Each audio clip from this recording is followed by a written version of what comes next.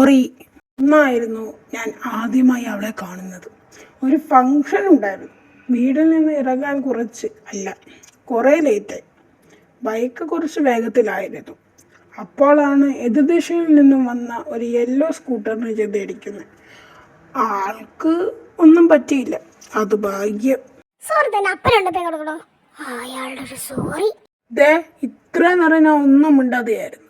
എന്നും പറഞ്ഞാണ് തലേ കയറി നിറങ്ങാൻ നിന്ന.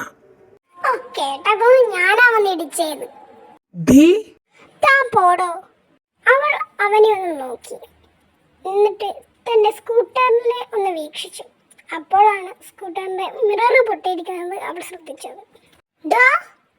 ബൈക്കിൽ കയറാൻ നിന്ന ഞാൻ ഒന്ന് ഞെട്ടി തിരിഞ്ഞു നോക്കി. എവിടെ പോണ്? എന്താ? ഇതിന്റെ പൈസ ആര് തരും? ഞാൻ ആ മിററിലേക്കൊന്ന് നോക്കി. എത്രയാ വേണ്ടേ? ഒരു 320. 320 രൂപ ആരില് തരാൻ എൻ്റെ ചില്ലറയില്ല. എനിക്ക് കാശ് വേണം. കടയിൽ പോയി 500 രൂപയ്ക്ക് ചില്ലറയാക്കി അവളുടെ അടുത്തേക്ക് നടന്നു. ഇന്നാ തന്റെ 320. ചട്ടമ്പി. ഈയിടെ ഞാൻ എവിടെ പോയാലും അവളെ കാണും. ചില ദിവസങ്ങളിൽ വഴക്കും സംഭവിക്കും. ഇതിനിടയിൽ എൻ്റെ മനസ്സിൽ അവൾ കൂടിക്കേറി. ആദ്യം അവളെ കാണുമ്പോൾ ഉള്ള ദേഷ്യം, വെറുപ്പ് പ്രണയ വഴിയിൽ റോസപ്പ് ഇതളുകളായി. എനിക്ക് അവൾ ഇല്ലാതെ വയ്യെന്നായി. അങ്ങനെ ഇരിക്കുമ്പോൾ ഒരു ദിവസം റോഡിൽ വണ്ടി പഞ്ചറായി പെട്ടിരിക്കുന്ന ആളെ ഞാൻ കണ്ടു. അവളരികിലേക്ക് ബൈക്ക് നിർത്തിയിട്ട് അവളോട് കയറാൻ വേണ്ടി പറഞ്ഞു.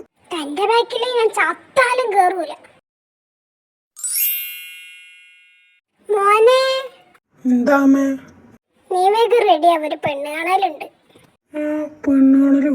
എനിക്കോ? എന്താടാ നീ വരൂലേ? ഞാൻ വരാം. സമ്മതിച്ചില്ലെങ്കിൽ മദർ തെരേസ നാഗവല്ലിയായി മാറും. അവന് റൂമിൽ കയറി. എന്തോ വിഷമമാണ് അവന്റെ മനസ്സിൽ. അവന്റെ മനസ്സിൽ ഉള്ളത് കൊണ്ടാവാം. അവൻ നേരെ കുളിച്ച് ഒരു ബ്ലാക്ക് ടീഷർട്ട് ഇട്ട് വേഗം വീട്ടിൽ നിന്ന് ഇറങ്ങി. പോവാ. ഇപ്പോഴേ ലേറ്റായി. സീതേതാ അവരെത്തി. വരൂ. മോളെ വിളിക്കാം.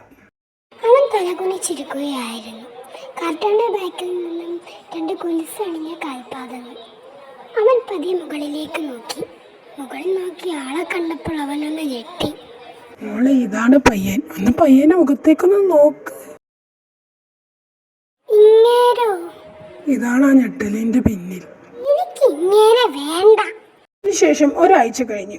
അന്ന് ചത്താലും ഞാൻ ഇതിനു പുറകെ കയറില്ല എന്ന് പറഞ്ഞവൾ എൻ്റെ ബൈക്കിന് പിറകിൽ എൻ്റെ പാതിയായി അവൾ ഇരിക്കുന്നുണ്ട്. ഇപ്പോൾ നമ്മൾ ഒരു ഹണിമൂണിന് പോവുക എൻ്റെ ചട്ടമ്പിയുമായി.